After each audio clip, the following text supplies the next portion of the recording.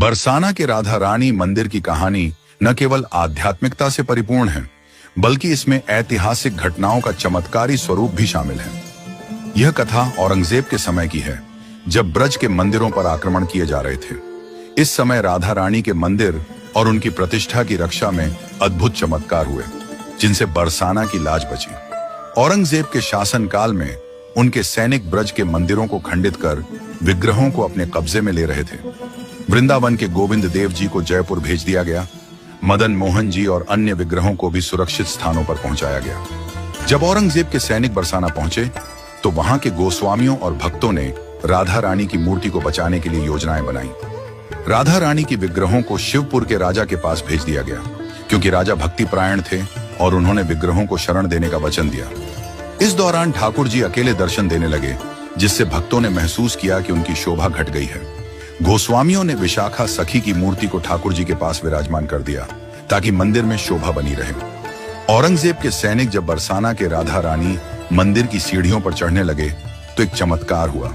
सैनिकों की आंखों की रोशनी अचानक चली गई। वे एक दूसरे से कहने लगे कि उन्हें कुछ दिखाई नहीं दे रहा है। इस अद्भुत घटना से घबराकर वे वापस लौट गए। यह चमत्कार राधा रानी की कृपा का प्रतीक बना और बरसाना की लाज बच गई। राधा रानी की मूर्ति शिवपुर पहुंचने के बाद वहां चमत्कार होने लगे। राजा की प्रजा उनकी जय जयकार करने लगी। लेकिन कुछ समय बाद गोस्वामियों ने राजा से मूर्ति को वापस करने का अनुरोध किया। राजा ने इसे साफ मना कर दिया, जिससे गोस्वामियों के बीच हलचल मच गई। राधा रानी ने शिवपुर में सेवा कर रहे तीनों पुजारियों को स्वप्न में दर्शन दिए और कहा कि उन्हें बरसाना ले जाया जाए।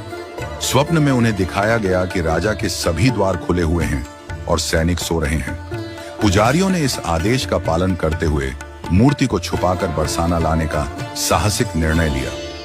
स्वप्न के अनुसार सभी द्वार खुले मिले और पुजारियों ने मूर्ति को बरसाना लाने में सफलता पाई। बरसाना में लौटने पर गोस्वामियों ने ठाकुर जी के पास विशाखा सखी की मूर्ति को विराजमान किया। चूंकि विशाखा सखी की स्थापना से बरसाना की विजय हुई थी, इसलिए उन्हें विजय लाडली जी नाम दिया गया। यह नाम उनकी महिमा और बरसाना की रक्षा का प्रतीक बन गया। बरसाना के इस ऐतिहासिक और आध्यात्मिक प्रसंग से यह सिद्ध होता है कि ईश्वर की कृपा से हर समस्या का समाधान संभव है। विजय लाडली जी के रूप में विशाखा सखी आज भी ठाकुर जी के साथ विराजमान है और भक्तों को दर्शन देती हैं। यह कथा न केवल राधा रानी के चमत्कारों की महिमा का बखान करती है, बल्कि भक्ति, आस्था और समर्पण की शक्ति को भी दर्शाती है, बल्कि हर भक्त के लिए प्रेरणा का स्रोत भी है। यह दिखाती है कि जब भक्ति और समर्पण सच्चे होते हैं